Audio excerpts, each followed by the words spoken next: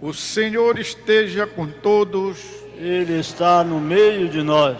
Proclamação do Evangelho de Jesus Cristo segundo João. Glória a vós, Senhor. Depois de lavar os pés dos discípulos, Jesus lhes disse: em verdade vos digo, o servo não está acima do seu senhor, e o mensageiro não é maior que aquele que o enviou. Se sabeis isto e o puserdes em prática, sereis felizes.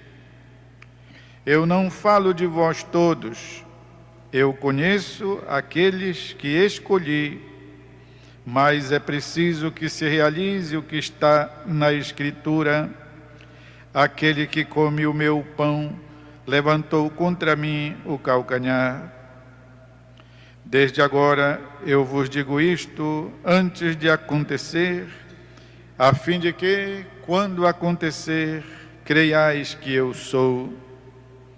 Em verdade vos digo, quem recebe aquele que eu enviar, me recebe a mim, e quem me recebe, recebe aquele que me enviou. É palavra da salvação. Glória a vós, Senhor.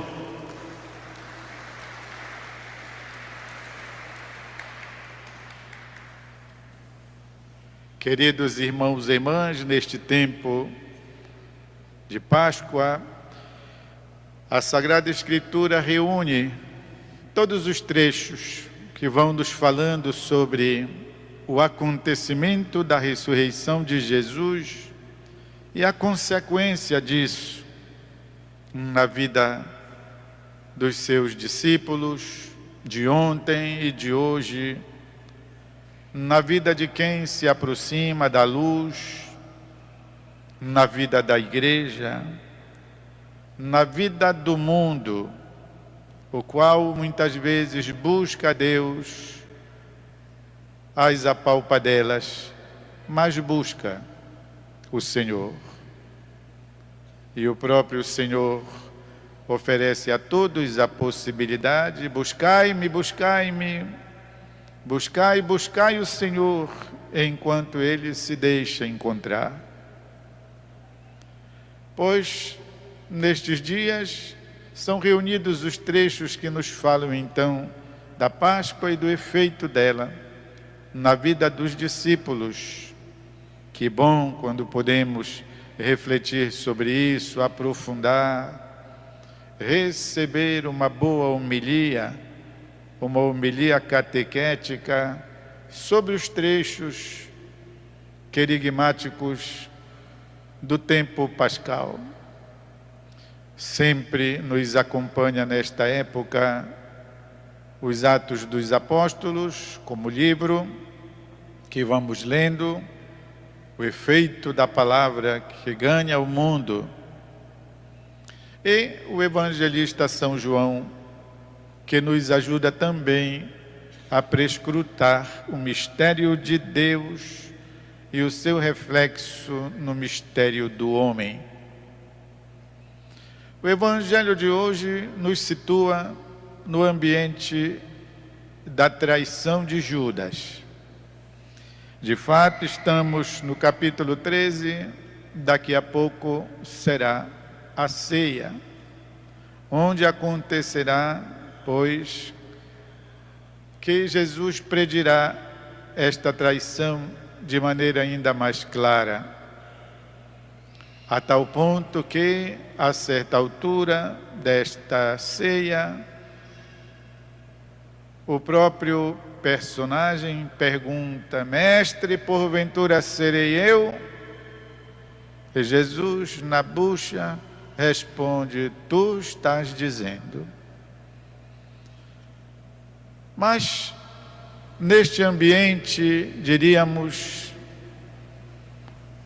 de treva, neste ambiente de mal-estar, neste ambiente cupo, fechado,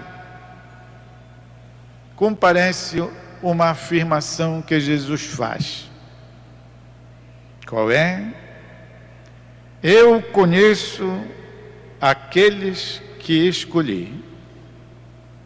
Eu conheço. Esta é uma verdade que a gente pode até experimentar do ponto de vista humano.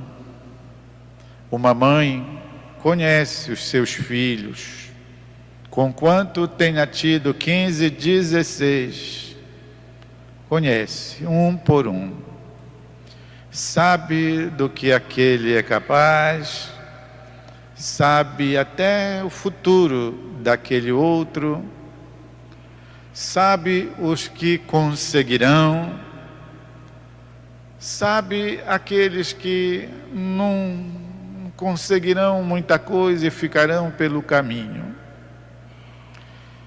Conhece o coração dos filhos que amam os pais e os irmãos e a família. Conhece o coração dos filhos egoístas. Alguém me dizia a respeito de uma situação familiar, mas desde pequenino, o pai dizia, né, aquele ali, assim, assim, assim, assado. Não diz nada, mas vamos ver. E de fato foi assim. Ou seja, desde criança, pelo modo de ser, os pais conhecem os filhos, especialmente a mãe, que trouxe consigo, aderida à sua própria barriga, dentro de sua barriga, por 9 meses. O bebê respirou, comeu, tudo através da mãe, e a mãe conhece os filhos. Ora, se isso é possível no âmbito humano, e é, como eu estou dizendo, imagine então Deus. Como Deus não nos conhece? Como Deus não há de prescrutar o nosso coração? Davi, vestido de profeta, disse: o Senhor me conhece desde o ventre de minha mãe. Aliás, antes disso, ele pensou em mim.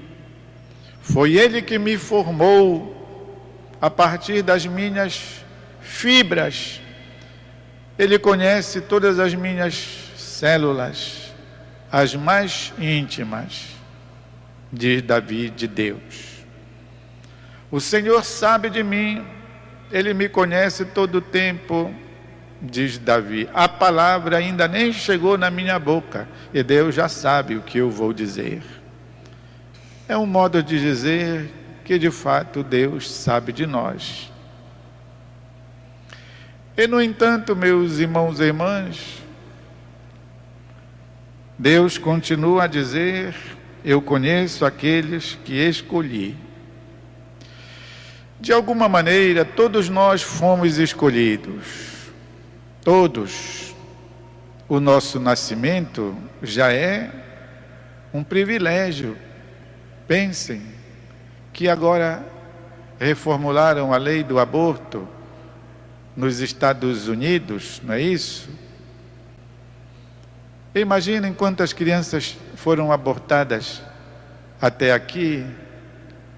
Quantas crianças são abortadas neste país, aqui nosso, que dizemos ser um país cristão?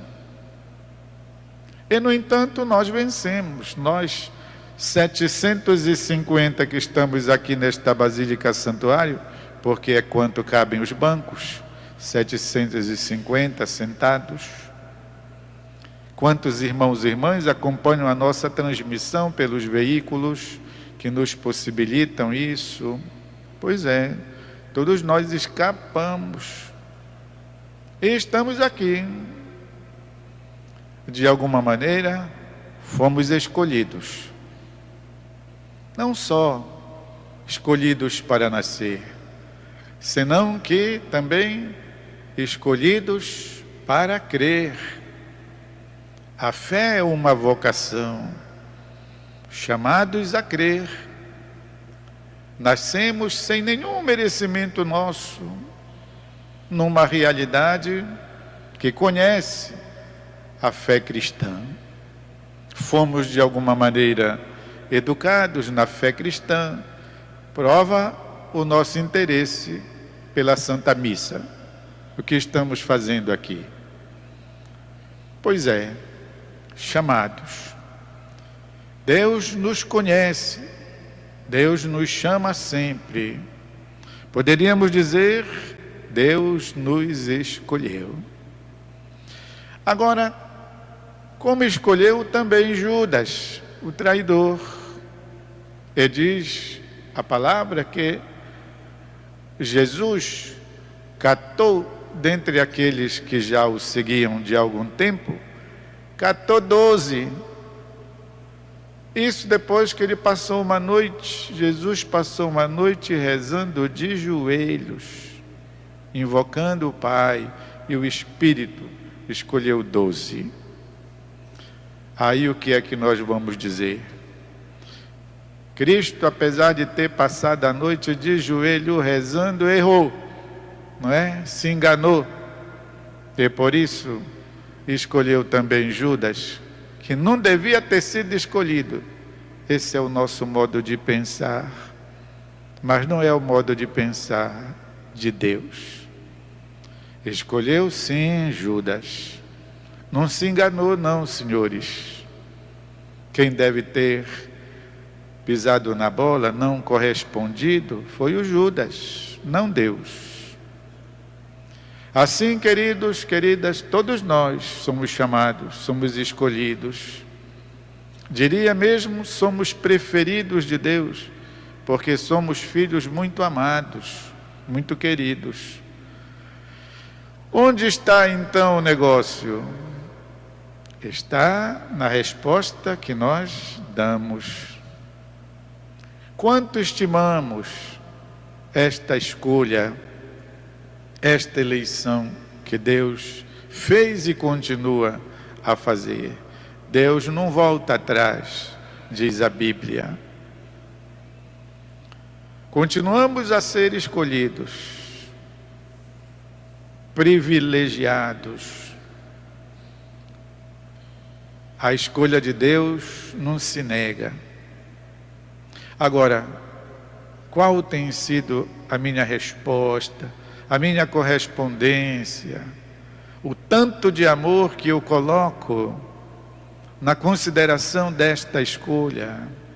Aí é comigo. E eu diria que, conquanto Deus saiba também qual a quantidade de orgulho exista dentro do nosso coração, apesar de Deus saber o grau do nosso egoísmo, Deus conhece também o tanto de amor, o tanto de virtude que há em nós, o tanto de bem que há em nós. Então, meus irmãos e irmãs, eu acho que o melhor negócio é nós irmos, à medida em que vamos amadurecendo e tomando consciência das coisas, e diminuindo, não é isso? A parte ruim de nós, a parte negativa que o pecado opera em nós, e irmos fazendo progredir o amor, a capacidade do bem, tudo aquilo de que formos capazes de construir, aumentando esse espaço, purificando, colocando diante do sol que ilumina, que aquece, que é o coração de Deus, para que então a obra de Deus se manifeste de maneira completa em nós, que não seja só o querer dele, mas que haja também o querer e a participação de nós. Aliás, com Deus as coisas só têm valor assim. Por isso Deus não obriga, não impõe, mas se nós juntamos a nossa parceria com a dele, sai legal. Então, vamos fazer isso. A palavra de Deus revelou-nos hoje que nós somos escolhidos, escolhidos para termos Deus, para estarmos com Deus, para pertencermos a Deus, como seus discípulos, ou melhor, como seus filhos e filhas muito amados, no qual Ele espera encontrar alegria. Agora eu quero dar um instante de silêncio, de modo que cada um de nós possa interiorizar um tanto de verdade que a palavra nos sugere.